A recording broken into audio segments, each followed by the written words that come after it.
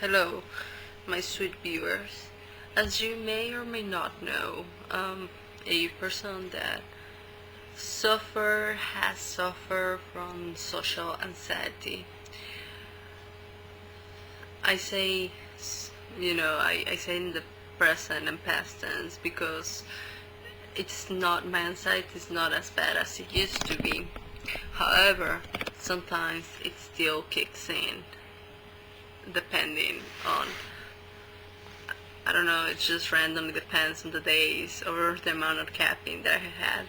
I remember when I used to go to therapy, my therapist told me I was a adrenal junkie because I drink a lot of caffeine, and if you suffer from anxiety you should not do that.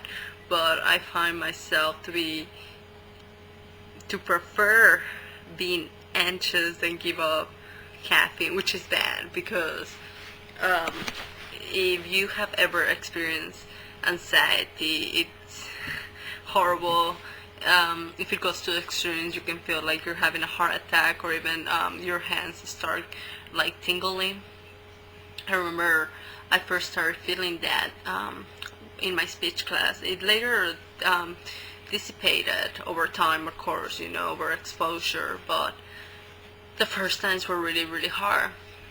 And I'm bringing this topic up because I read in an article that, or I don't remember where I read this, that outgoing people, extroverted people are more likable and supposedly do better in life than people who are introverted. And I know that, I think at least, that it's impossible to always be an extroverted person, as it's impossible to be always an introverted person. I think I'm a medium. Yes, I have anxiety issues, but sometimes I can be extremely outgoing and really weird. And other times I find myself to be quite shy and coy. I think that goes for everybody. I mean, I don't think I'm a special case when it comes to that. And I was just wondering, like, if, people don't know. Of course, people, when they meet me, they don't know that I have social anxiety. And sometimes if the person is intimidated, I find myself to be less responsive, just to save myself from feeling so anxious, Like, for example, if a really attractive guy, or before, my anxiety used to only be towards guys. Now it has into everything and anybody, depending on the time, on the day. I wonder if they can if they perceive me to be as snobby, if they perceive me to be like I'm full of myself, and that's the reason why I'm not interacting with them in a way that lets them feel comfortable. Instead, I kind of push myself, like, oh yeah, and then I turn back and don't speak again, just so that I don't feel the anxiety creeping in so strongly. Because the problem with having social anxiety, at least in my case, is that I tend to blush easily. As I said, the effects have dissipated over time. I mean, it used to be worse when I was younger, but still they're there, and it's not nice because you feel trapped. You don't want to show the world that you're anxious about simple social interactions, yet and you don't want them to feel like you don't care, when they're talking to you, but yet you have to save yourself because it feels really horrible, to feel so overwhelmed, so tremendously overwhelmed. And it's not really a situation that can be helped. I don't know if a lot of people understand that. For example, I find myself, if I talk to somebody once or something like that, and then I see them outside of class or whatever, sometimes I cannot bring myself to say hello to them, and I know that's really rude, I mean, I think they perceive it as being rude, but if you suffer from anxiety, it's just, you dread social interactions, you dread social contact. And what's worse about that is the fact that if you start avoiding social contact and social interaction, social is the same thing, your anxiety will only get worse over time,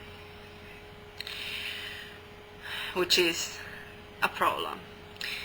I don't know, like, I have semi-overcome my social anxiety by reading self-help books and going to therapy and trying to force myself to, trying to force myself to be more outgoing, by talking to people that make me nervous. But sometimes, anxiety wins the battle. I mean, many times and it's you start beating yourself up because you cannot interact with people the way that you want to. You cannot live a life the way that you want to, and then you start blaming yourself. It's just I'm flawed. I just cannot do it, and it's a vicious circle, because the more that you beat yourself up, the more that the worse that your anxiety get, and the worse that and the sense of dread gets stronger. I don't know, I think I'm just repeating myself. I should have made an outline before talking about social anxiety and social issues and blah blah blah. Sometimes I wonder if people can sense my anxiety when I get nervous. If they can sense how it's not, you're not scared, because I mean, at least I know that I'm not gonna die, over feeling anxious, and I know that, there's nothing to be scared of, but yet you cannot help those feelings. It's really, really bad. And I think that may play plays a key role on the way that I live my life. I don't have any male friends. And it might be because today there was some light, and I came to understand that perhaps the reason why I don't have any male friends is not because because I'm not noticed or anything like that, but because I push myself away.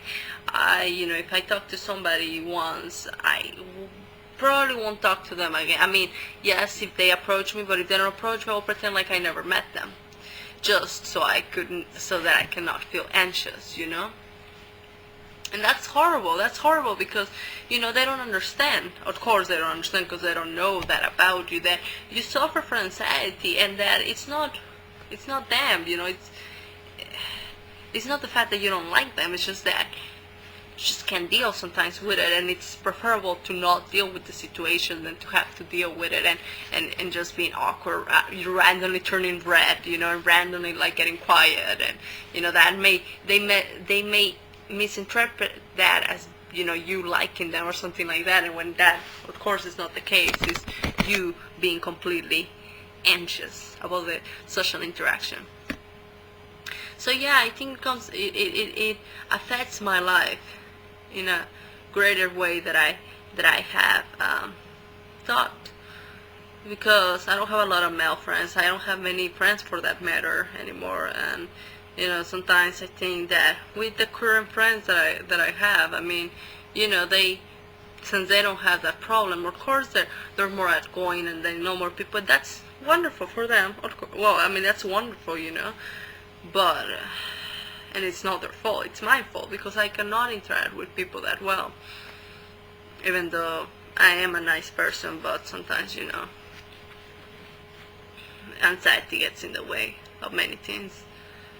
So yes, I don't know why I'm making a video about social anxiety. I guess it's just because when I first started having this problem, I thought that I was the only one. I thought that I was really abnormal, really weird, really strange, because, well, who the hell dreads social interactions, Who is scared of them? But then, as time progressed and I started getting tired of feeling so bad all the time, I did research and found that it's actually a very common problem that